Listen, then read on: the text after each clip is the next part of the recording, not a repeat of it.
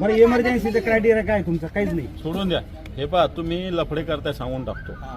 तुम्ही उगाच गोष्टी नका करू आम्हाला. एकेकाला हे सगळे शिवसेना धरून तिसरे पेनून काढू तुम्हाला. यांना पण आतमध्ये टाकावं लागेल तुम्हाला सांगतो मी. नाही तर यांना आम्ही धुवून टाकतो आता इथं. असं हाणतो यांना उडवाशा मारून एकेकाला की यांनी कुठं जाऊच नाही नंतर. मग पोत्यामध्ये तुम्ही यांच्यावर गुन्हा दाखल करायची. पोत्यात कशाला पोत्यात दिले का नाही? दिले ना.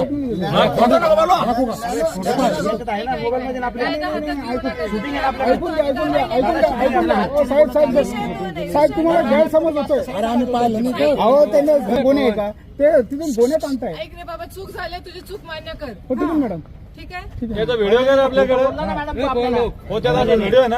हे बघ व्हिडिओ बघ. नाही साहेब पाहून घ्या ना पूर्ण समोर गाडी. ठीक आहे मग हे बघ, मला एक सांग, मी नेण्याच्यात काय गुन्हा आहे? मी कशाला चोरून लपून गोणी कोण आणणार? मला लावतोय तुम्हाला तेच ना. इतकं वर्ष मला कारण तर सांग, इतके दिवस का गोण्याने नेत होते का ते गोणे आणताना आम्हाला गोण्यातच टाकून द्या. मग गोणे कोण आणेल? तू दाखवून देऊ सिलेंडर का गोणीत देत. कोण आला? किती वेळ लागतो त्याला? मग हे अर्धा तास झाला तुम्हाला फोन करून. म्हणजे तुम्हीच लोक याच्यामध्ये सहभागी आहे का? मग हे 2-2 हजार 3-3 हजार सिलेंडर देता, तुम्ही झोपलेले का? पटकन पाठवा. कुठलाही गुन्हा दाखल करा, नाही तर यांना मी हाणतो आता. तुम्हाला सांगतो, तुम्ही आमच्यावर गुन्हा दाखल करा. यांना मारला म्हणून पाहून घेऊ आम्ही. तुम्ही गुन्हा दाखल करता का? विनंती आहे, करणार आहे ना. मग करा करा, सुरू करा ही गाडी. नाही अधिकारी येईल नाही तर नाही, आम्हाला माहित नाही. बोलवा, चला ही गाडीचा नंबर घ्या. या लोकांना आतमध्ये बसवा. चला घ्या. नाही तर मग आम्ही यांना इथं तुम्ही नसेल शिक्षण देत आम्ही देतो यांना. आता कान धरून उठबाशा मारायला लावतो आधी, मग पुढच्या गोष्टी पाहतो. गाडीचा ड्रायव्हर इकडे इकडे.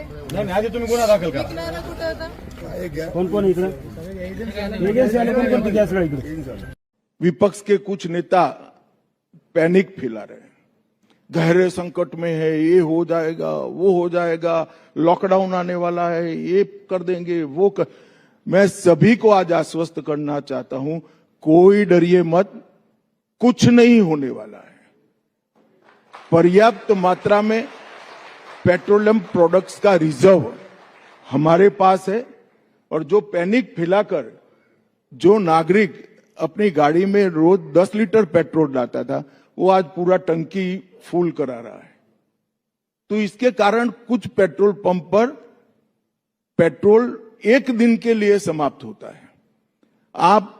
मैं सबसे अपील करना चाहता हूं, आप नरेंद्र मोदी सरकार पर भरोसा कर हर रोज जितना उपयोग करते थे इतना ही पेट्रोल डलवाइए। एक भी लाइन भी नहीं लगेगा, एक भी पेट्रोल पंप पर